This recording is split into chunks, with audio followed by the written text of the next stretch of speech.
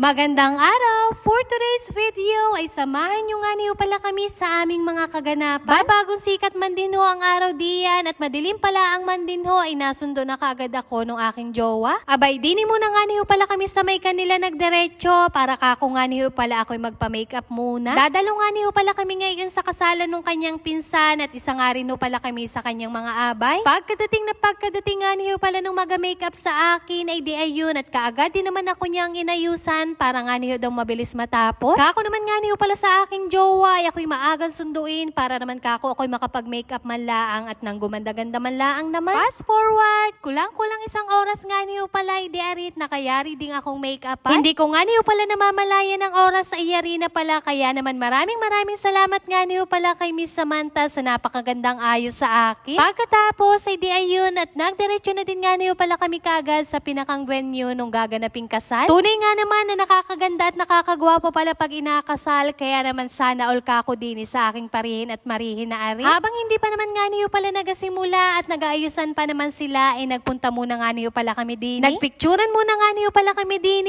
bago naman sabi niya sa akin ay videohan ko daw siya habang siya'y nagalakad. Abay syempre sabi ko din nga niyo pala sa kanya ako'y videohan din naman niya at kako naman ay paranas na malakad sa red carpet. Maya-maya naman ang nagdatingan na nga niyo pala lahat kaya naman nagsimula na din kaagad. Umila muna nga niyo pala kami diyan at isa-isa nga niyo pala diyang mapasok sa pinakang aga na panong kasal. Pinangunahan nga niyo pala yan ang ikakasal na lalaki kasama ang kanyang mga magulang at sunod ang mga ninang at ninong, mga abay at ang kahuli-hulihan ay ang pinakamagandang bride. Nakakatuwa at nakakaantig nga niyo pala ang mga kaganapan na ari at mangiyak-ngiyak nga niyo pala ako din sa may gilid. Kahit hindi naman talaga ako yung kinasal pero ako yung naiiyak pero natutuwa nga lamang ho pala ako. Ganoon pala ang pakiramdam pag nakakasaksi ng isang kasalan. Pero alam ko na mas galak na galak ang puso ng bagong kasal na ari at dumating na ang kanilang araw na pinakahihintay. Sino ba naman ang hindi matutuwa na pakasalan ka ng taong mahal mo at alam ko karamihan sa ating mga babae ay yun ang pangarap. Nasa bahagi na nga niyo pala yan ang paglalagay ng belo at saka accord at maya-maya ay yan nga niyo pala itatanggalin din. At sa puntong ari ang pinakahihintay ng lahat ay di ayun at kiss the bride na. Sabi man din hong isa lang ay tingnan pa naman ninyo at madalwa pa. Pagkatapos nga niyo pala nun ay nasa bahagi na ng permahan at maperma na nga niyo pala ang mga ninong at nina. Pagkayari ay syempre hindi rin mawawala ang picture taking. Picture taking nga niyo pala yan sa mga abay, ninong, mga kamag-anak at gayon din nga niyo pala sa mga kaibigan nila. Talaga naman anong hirap man din ho ng papagarni at wala man lang taga-cameraman. Kaya naman ayun sa ibang mga kaganapan ay hindi nga niyo pala kami nahahagip na rin aming camera. Ano na yun?